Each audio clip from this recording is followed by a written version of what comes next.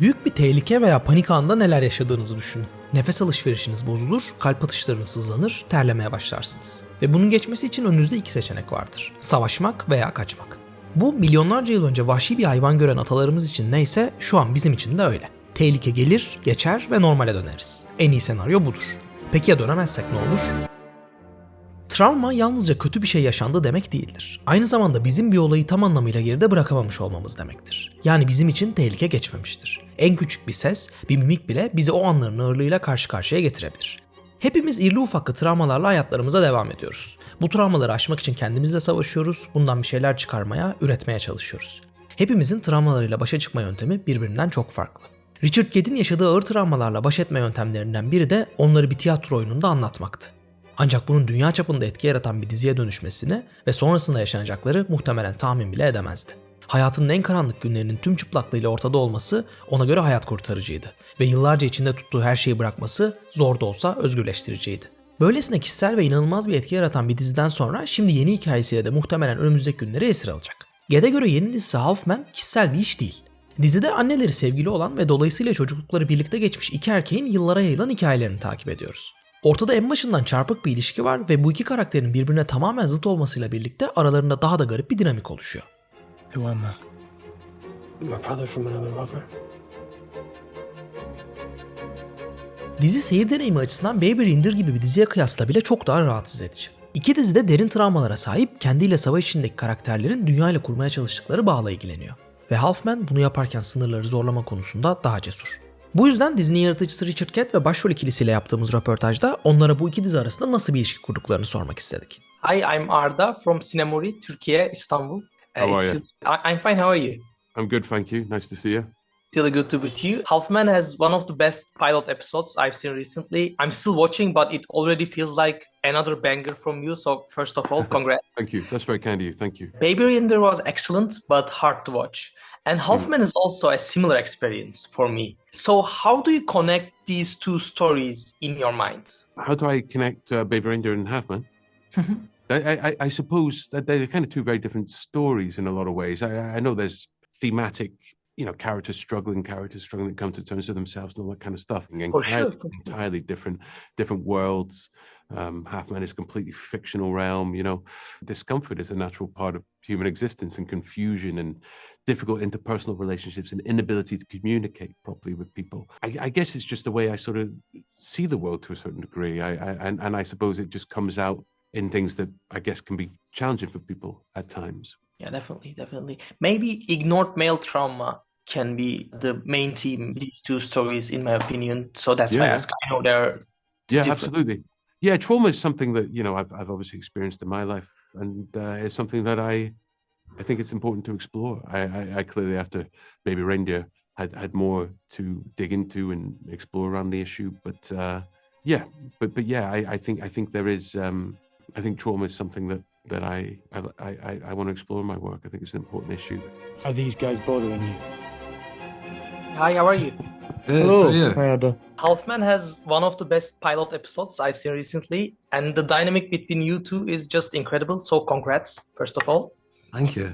Baby Reindeer and Halfman deal with male trauma that often gets ignored. Yeah. So how do you connect these two stories in your mind? Baby Reindeer and Halfman? Mm-hmm. God, that's such a good question. I think, the two shows are exploring similar themes. I think, taking on the project in the first place, like looking at the complexities and inconsistencies of the characters in both, that no one's just good and no one's just bad and no one's just right and no one's just wrong. It's sort of this weird mix of when you feel like you've got somewhere, you then get pulled back into somewhere else. And I think that's really, it rings true to me in both the shows and in my own life, probably, like the inconsistencies is what makes us human. Yeah, I think they're really different as well. Like I think there's a difference between the two, but like you can definitely tell that some of the themes like maybe crossover and like Richard writes characters that are really real and really flawed, and like at times are self-destructive, and he writes characters that are self-destructive in the sense that they go back to the thing that's bad for them, maybe, which as an actor is great because then you get to explore like really fun stuff. Burada aslında ihmal edilmiş erkek travması derken neyi kastetmek istediğimizi biraz açsak iyi olacak. Bu öfkesiyle başkalarına zarar veren erkekleri aklamak için kullanılan bir çerçeve değil. Çünkü böyle bir çağda ve ataerkil bir dünyada yalnızca öfkesiyle var olabilen erkekleri sadece ihmal edilmiş travmalar üzerinden konuşamayız. Zira bunun sebebi de büyük ölçüde erkeklerin yarattığı erkeklik kültürü. Geleneksel ailelerde erkeklere küçüklükten itibaren acıyı göstermemeleri öğretilir. Ağlamak zayıflıktır. Korkmak zayıflıktır. Yardım istemek zayıflıktır. Yani travma yaşayan bir erkek için tırnak içinde en erkekçe şey o travmayı hiç yaşamamış gibi davranmaktır. Ama bu travmanın yok olduğu anlamına gelmez. Sadece görünmez olur. Dizide birbirine zıt olarak tanımlanan bu iki adam da bu sıkışmışlığın, bu bastırılmışlığın yarattığı öfkeye sahip. Biri bu öfkesini dışa vurarak yaşıyor, diğeri de içe yansıtarak. İzlerken şunu da düşünüyor insan. Öfkeyi dışa vurmanın faturası gitgide daha da hafifleşmiyor mu? Sokağa çıkıp öfkenizi sağa sola yansıttığınızda nelerle karşılaşabileceğinizi tahmin edebilir misiniz? Peki anonim bir hesaptan her önünüze çıkan kişiye saçtığınız öfkenin bir faturası var mı? Tam aksine etrafımız nefretin ödüllendirildiği algoritmalarla çevrili. Halfman shows an old world where men express their trauma through physical rage or silence because they have no other choice.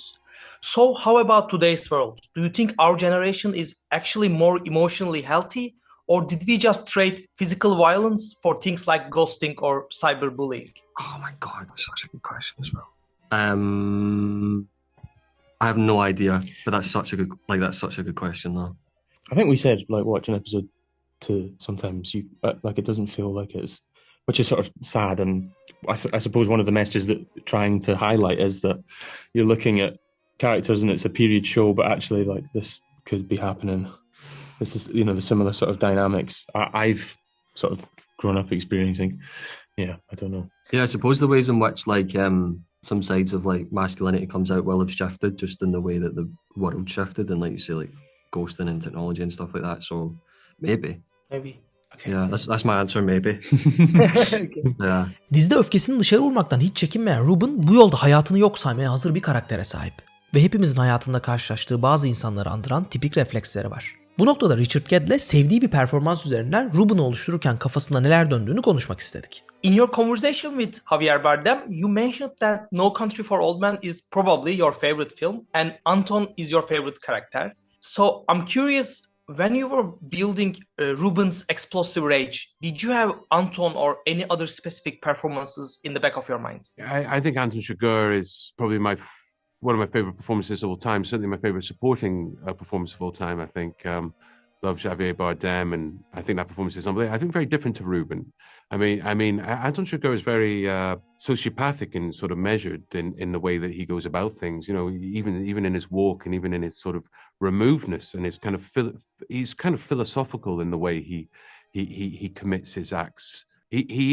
Whereas Ruben, I think, is a hugely reactive being, and he's hugely he has like a switch in his head, and he's chaotic, and he's dangerous, and he's deeply sort of emotionally reactive thing. But I didn't really think of any other performance when I was doing Ruben. I think actually the reality is that I thought Ruben suffered from a lot of sadness and interior pain that he could not manage. And so actually before every scene, even the violent ones, what I was trying to get to was a state of pain.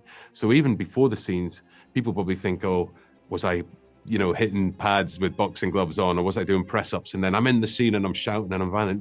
No, I had headphones in and I was making myself sad, because I think Ruben ran off a river of pain, and I think you always have to try and hit the heart of a character, not the kind of outwards projection of one. So yeah, I can't say it was based on any other. I took inspiration from any other acting performance for Ruben. Aynı zamanda Richard Gadd dizide Ruben karakterinin yetişkinliğini oynuyor. Ve bu kadar öfke dolu bir karakteri bir üzüntü nehrinde olarak görmesi ve role girmek için her sahneden önce kendini üzmeye çalışması ilginç. Geçmişten bugüne etrafınızda gördüğünüz kızgın ve agresif figürleri düşünün. Onları hiç büyük bir üzüntü yaşayan insanlar olarak gördünüz mü? Bize yıllardır öğretilen kalıpların ve ezberlerin esiriyiz aslında. Bu denli dışa vurulan öfkenin aslında arkasında yatan kırılganlığı örtmek için orada olduğunu bazen göremeyebiliyoruz. Bir karakterin neden öfkeli olduğunu anlamak, onun yarattığı yıkımı meşrulaştırmak anlamına gelmiyor tabii ki. Tam aksine bunun bir perdeleme olduğunu anlamanın neden önemli olduğunu konuşmak istiyoruz. Çünkü bunu anlamadan ve anlatamadan birçok kişinin duygularını özgürce yaşayamadığı ve bu tarz karakterlere dönüştüğü bir dünyanın oluşmasına zemin hazırlıyoruz. Veya bu zemini hazırlayanlara müsaade ediyoruz. Richard Gadd'in deyimiyle Halfman, birbirini sevmeye çalışan ama bunu nasıl yapacağını beceremeyen iki erkeğin hikayesi. Bir insanın duygularını yaşamasına izin vermediğimiz sürece o duyguların başka biçimlerde geri dönmesine şaşırmamalıyız. Bunu görmezden gelmeye devam edersek bu öfkenin sonuçlarıyla yüzleşmek kimin sorumluluğu olacak?